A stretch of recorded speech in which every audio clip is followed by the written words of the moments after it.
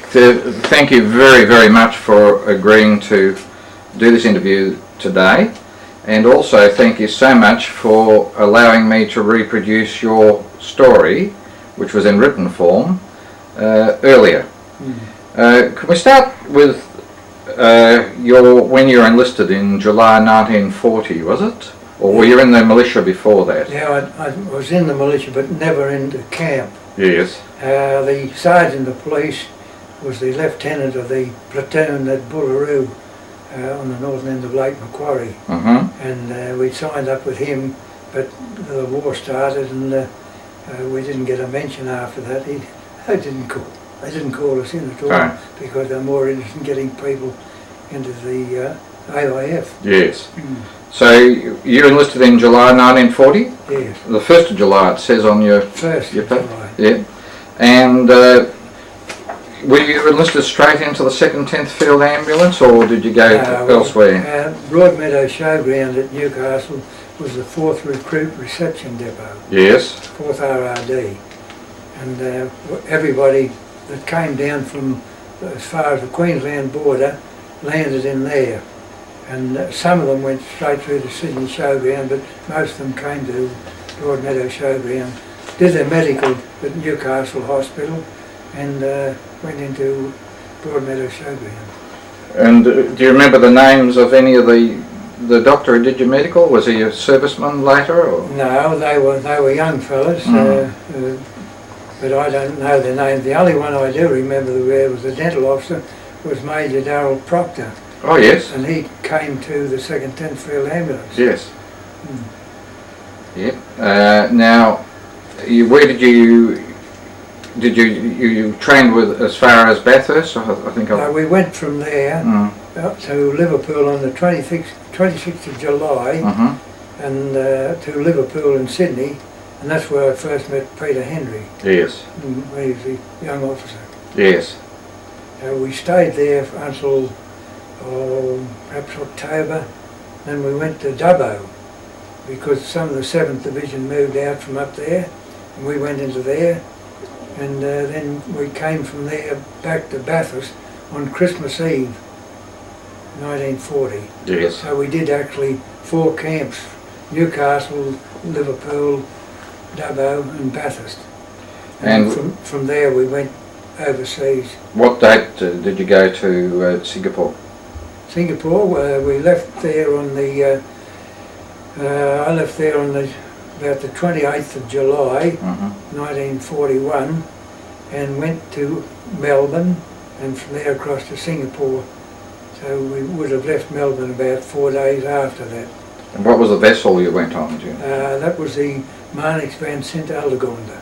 Oh, I'm glad you're pronouncing that, not me. Well, his sister ship was the Johan van Olden Barneveld, and it went from Sydney, and it joined our column, our warship, and us off Victoria somewhere, and we went across to Fremantle, and there we picked up another one called the Sabayak, or Sibajak, as we call it. Yes. It was a smaller ship. Yes. So there were 3 Dutch ships, first time they've ever been used for troop transports. Really?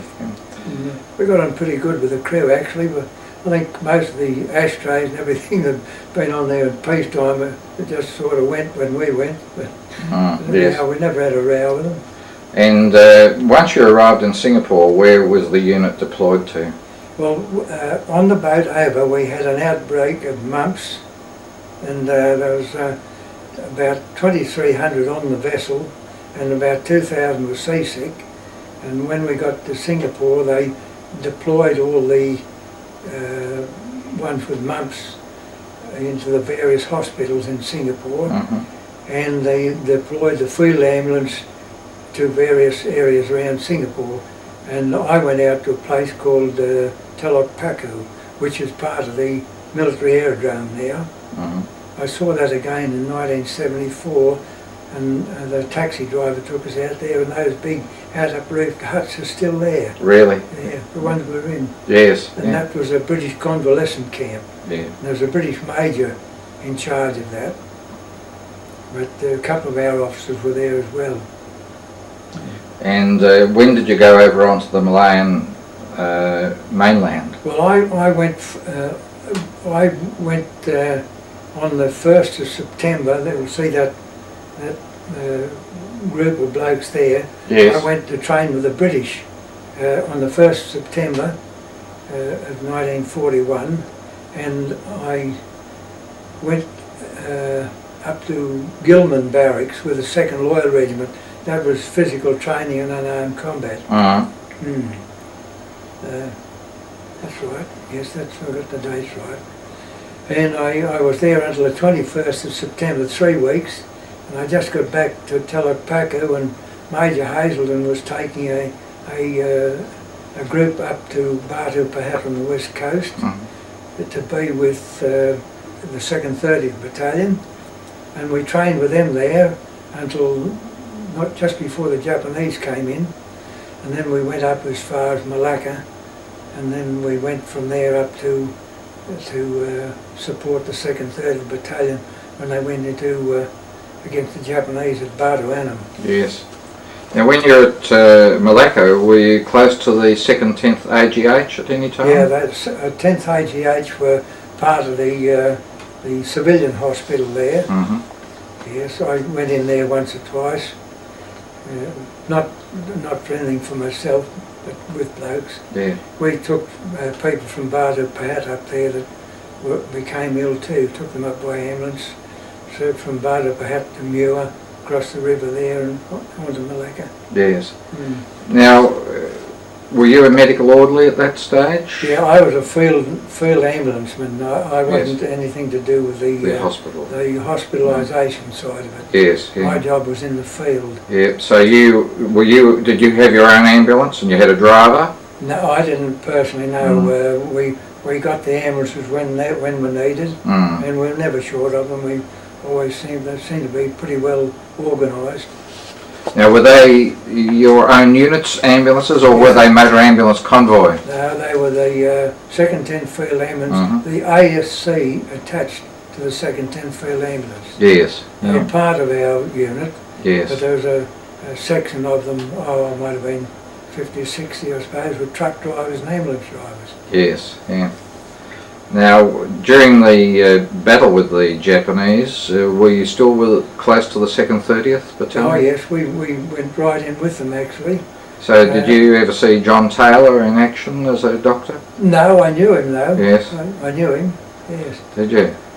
And I only saw him once after the war, and he's trying to make a speech at the Sydney Town Hall, the first one get together after the war, and everyone was so loud and rude, and he said, "Do you want to hear what I bloody will say or not?" Really? Yeah, he was getting very aggro. Yes. Because they were just yipping and cheering and shouting, you know. Yeah. But he was a good bloke.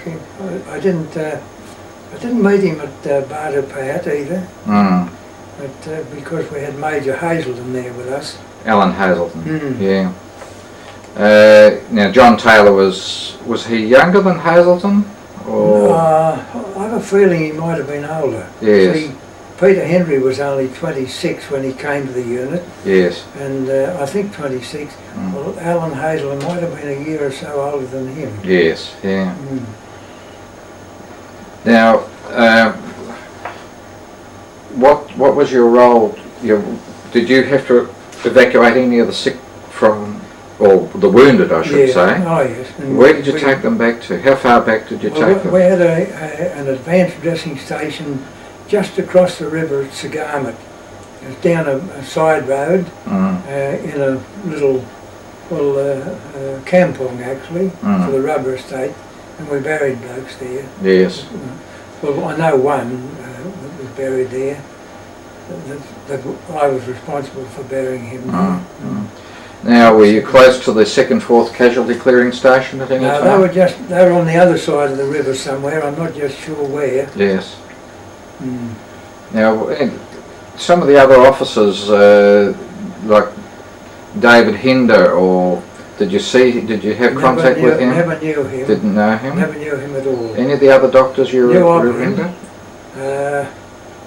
Well, I knew all of